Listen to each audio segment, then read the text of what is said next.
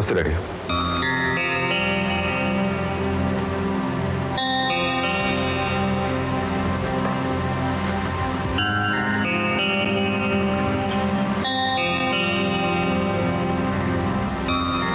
Get up. I said, get up.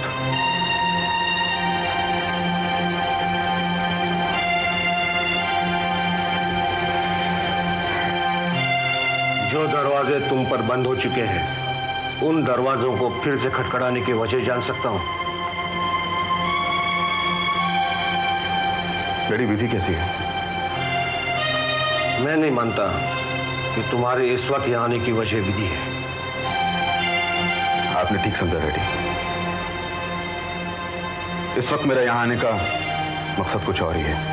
फिर कहो, इस बाप को मालूम तो हो जाए कि इस बेटे के जिंदगी का अब मकसद क्या है।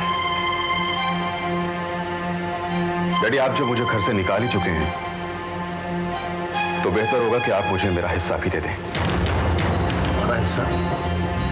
गिरीश, जब तक तुम मेरे साथ रहते थे सब कुछ तुम्हारा ही तो था, लेकिन अब जबकि तुम घर छोड़ चुके हो, अब कौन सा हिस्सा मांगने आए हो?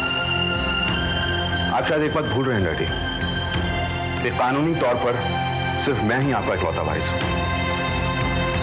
तुम भी ये मत भूलना गिरीश, जिस कानून का तुम मुझे हवाला दे रहे हो वही कानून मुझे अपनी वसीयत बदलने की पूरी आजादी देता है। मतलब मैंने अपनी वसीयत बदल दी है।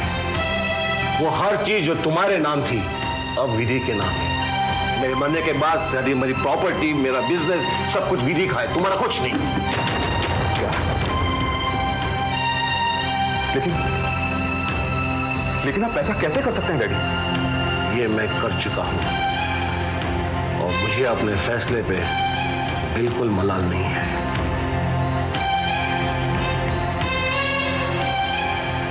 आपने बहुत गलत किया है डैडी।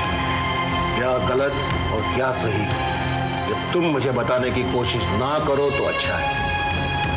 एक बात याद रखना, तुम्हें मुझसे एक टूटी कौड़ी भी नहीं मिलेगी। आइंदा कभी यहां अपने हाथ फैलाकर खुद को निराश और मुझे शर्मिंदा मत करना। चले जाओ यहां से, गेट आउट।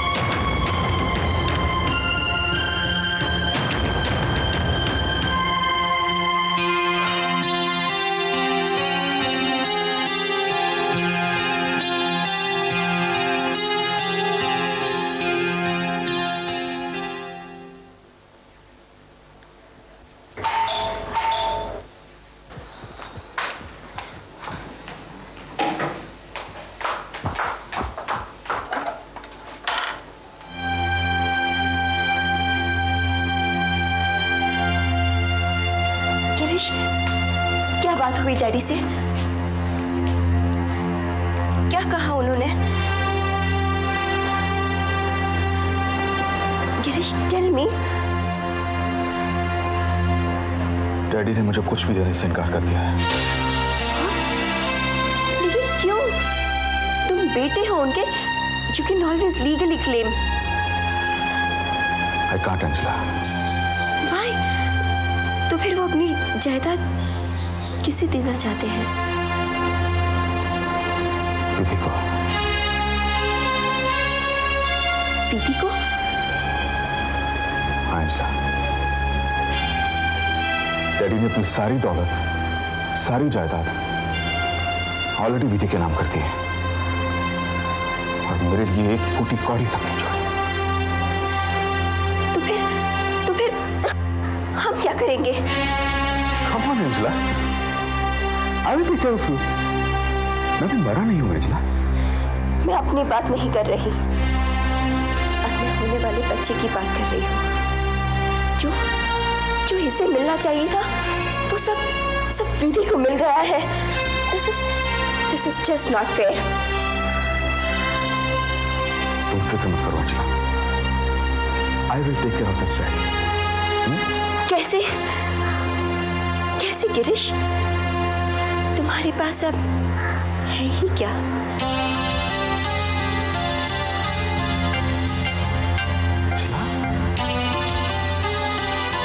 ये तो किस अंदाज में बोल रही हो? बिल्कुल सही अंदाज में बात कर रही हूँ मैं। तुम्हारे डैडी के बिजनेस और जायदाद के अलावा तुम्हारे पास था ही क्या? और अब जबकि तुम्हारे डैडी ने तुम्हें कुछ भी नहीं दिया है, तो तुम हो ही क्या? What do you have on you? तुम कहना क्या चाहती हो? सिर्फ इतना कि अब से हम साथ नहीं रह सकते। तुम मुझे इसलिए छोड़ रही हो अंजला कि मेरे बाप ने मुझे जायदाद से बेदखल कर दिया? अंजला, तुझे मुझसे प्यार था या मेरी दौलत से? कम ऑन, टेल मी, जवाब दो मुझे। मुझे जो कहना था वो मैं कह चुकी हूँ mister Girish, and that's all.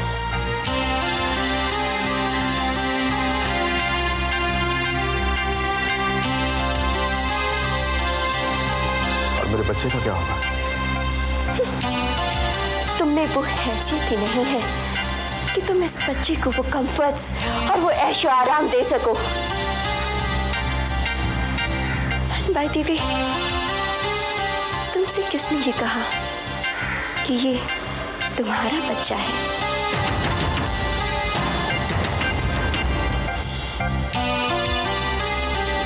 तो तुम्हारा असली चेहरा आज दिखाई दिया मुझे भी तुम्हारी असलियत दिखाई दी है। तो just get out of my life, go away.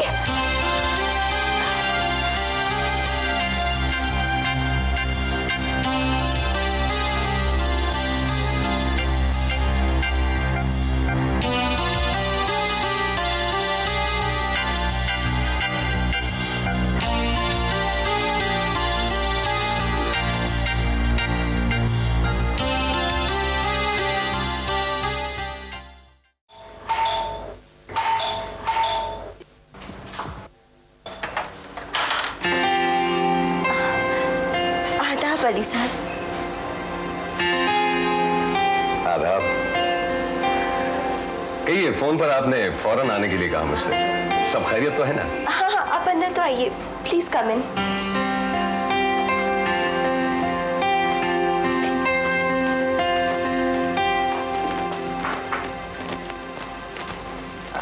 बैठिए ना। जी नहीं शुक्रिया, मैं थोड़ा जल्दी में हूँ।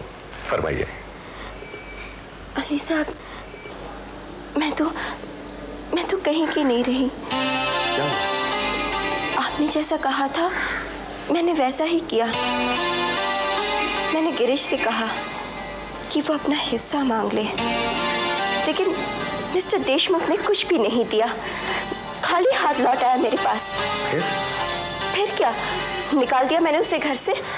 हाँ, अब उसकी वो हैसियत ही कहा कि वो मेरा और मेरे होने वाले बच्चे का ख्याल रख सके। I tell you, he's just good for nothing. I just threw him out. बोलो। जी? जी, मेरा मतलब है कि जो हुआ अच्छा हुआ।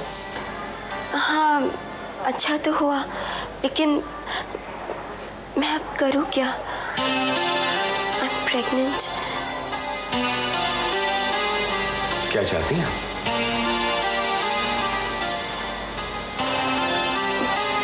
अली साहब, क्या ऐसा नहीं हो सकता कि हमारी दोस्ती रिश्ते में बदल जाए? बहुत खूब एंजेला जी, बहुत खूब। जाल बिछाना तो कोई आपसे सीखे। एक परिंदा उड़ा नहीं कि दूसरे को फंसाने की तैयारी शुरू कर दी आपने। ये आप क्या कह रहे हैं? सही कह रहा हूं। आप जैसी लालची औरत तो मैंने देखी ही नहीं। गिरीश भाई को आपने इसलिए फंसाया ताकि उनकी दौलत पर ऐश कर सके, लेकिन जब दौलत हाथ नहीं लगी तो गिरीश भाई बेकार हो गए आपके लिए।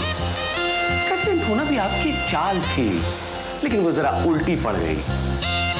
और अब आप ये चाहती है कि मैं आपका हाथ थाम लूं, क्योंकि मैं 25 करोड़ का परिंदा हूं।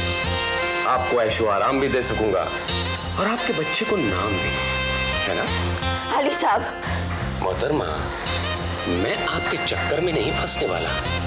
आप जैसी औरतों का कोई भरोसा नहीं। कल मुझसे ज्यादा कोई पैसे वाला मिल गया तो आप मेरा साथ छोड़ देंगे। How dare you say that?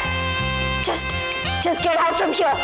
शौक से चला जाऊंगा, शौक से चला जाऊंगा, लेकिन जाने से पहले आपका शुक्रिया अदा करके जाऊंगा।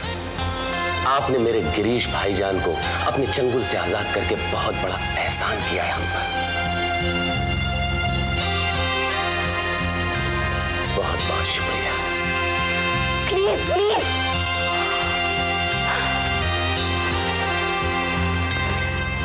एक बात और, आप इस बच्चे को रखना चाहें तो शौक से रख सकती हैं, लेकिन अगर एबॉर्शन का इरादा बने तो ये रुपए आपके बहुत काम आएंगे। इन्हें रख लीजिए। आदाब।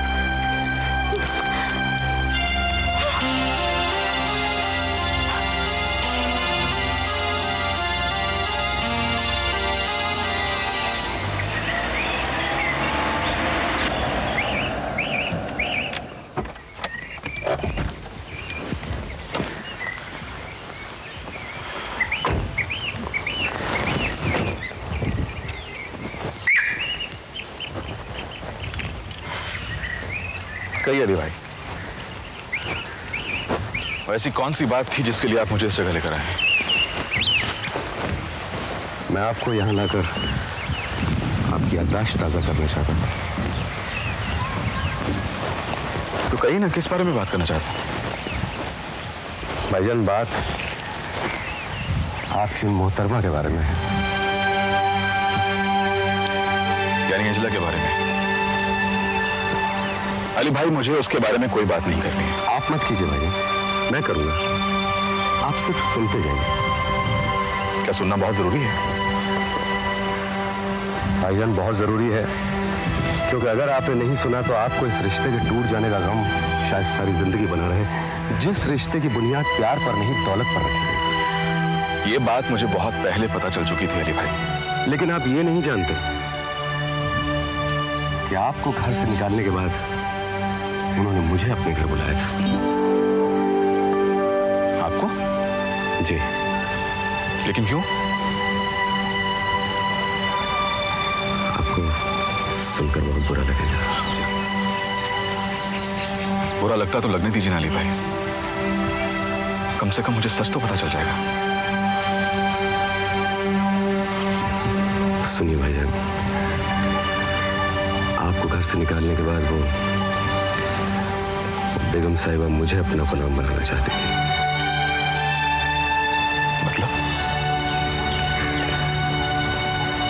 मतलब ये कि वो मुझसे शादी करने का ख्वाब देख रही थी। क्या? मैं झूठ नहीं बोल रहा हूँ भाईजान, खुदा गवाह है इस बात का कि एंजेला मुझसे शादी करने का इरादा रखती थी। ऐसी बेहयाई मैंने किसी औरत में नहीं देखी।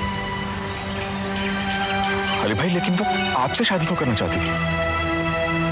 उसे लगा कि मेरी जेब का वजन आपकी जेब से कहीं ज्यादा है। मैं आपसे बड़ा रईस हूं। तो फिर आपने क्या कहा? कहना क्या था भाईजान, ऐसे घटिया लोगों के मुंह क्या लगना। पहले तो मैंने उसे उसका आईना दिखाया और उसके बाद उसके मुंह पे 10,000 रुपए मारकर ये कहा कि अगर वो अबॉर्शन कराना चाहे तो करा ले, क्योंकि मेरे भाईजान अब उसके झांसे में नहीं आने वाले। भाईजान, मैंने ठीक किया ना?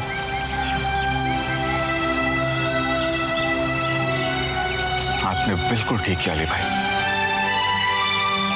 दरअसल मैं अंधा हो गया था, फिसल गया था मैं। आपने मुझे गिरने से बचा लिया।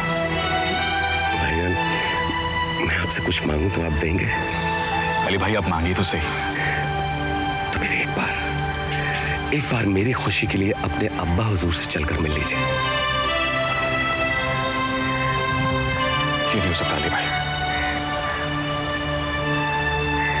मैं अब डैडी के सामने कौन सा मुंह लेकर जाऊंगा? भाईजान, गलतियां सबसे होती हैं, फरिश्तों से भी गलतियां हो जाती हैं, फिर हम तो इंसान हैं। वो बात तो ठीक है अली भाई, लेकिन कुछ नहीं भाईजान। मैं यकीन के साथ कह सकता हूं कि अगर बेटा अपनी गलती की माफी मांगने बाप के पास जाए तो बाप उसे माफ करने से इनकार नहीं कर सकता। मैं आपके और अंकल की सुलह कराना चाहता हूं भाईजान। आप मेरे साथ चलिए प्लीज भाईजान, प्लीज आइए तो सही।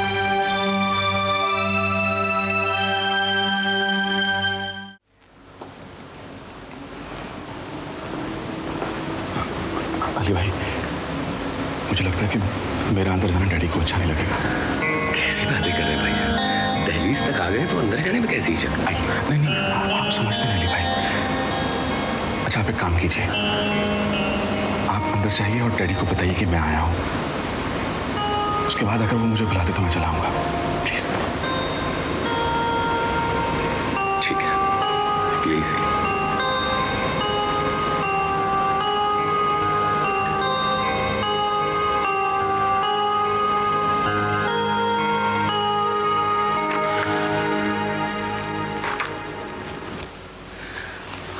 आदाब चाचा जान। अली, अली बेटे तुम आओ, बैठो। जी शुक्रिया। कहो, आज मेरे ऑफिस में तुम्हारा आना कैसे हुआ? चाचा जान, मैं यहाँ एक बड़े नेक इरादे से आया हूँ।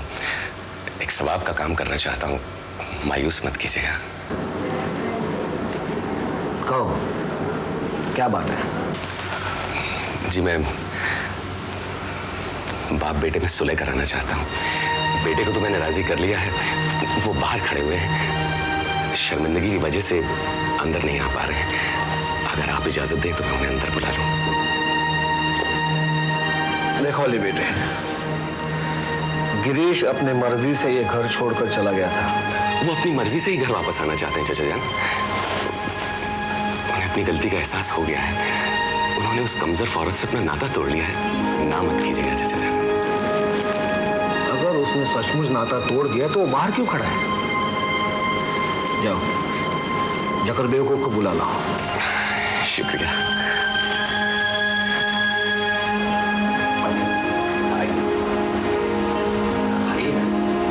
चाचा जान बुला रहे हैं।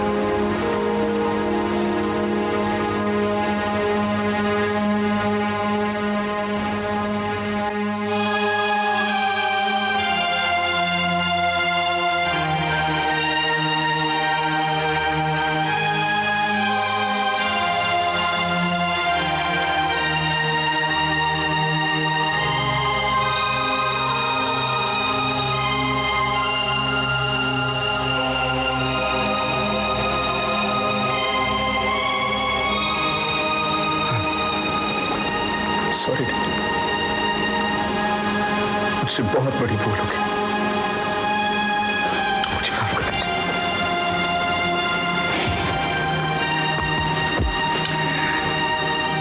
मुझे मालूम था एक न एक दिन तुम जरूर वापस लौट के आओगे, लेकिन ये खुशी इतनी जल्दी मिल जाएगी मैंने सोचा भी नहीं था। डैडी, ये सब कुछ अली भाई की वजह से हुआ है। अली, अगर तुमने ये काम किया है तो तुम्हारे एहसान में। कैसी बातें कर रहे हैं चाचा जान? ऐसा कहकर मुझे शर्मिंदा मत कीजिए। मैंने तो सिर्फ पर्दा हटाया है, असलियत तो भाईजान ने खुद अपनी आंखों से देखी। गिरीश, मुझे लगता है कि अभी एंजेला को अपने ऑफिस में नहीं रहना चाहिए।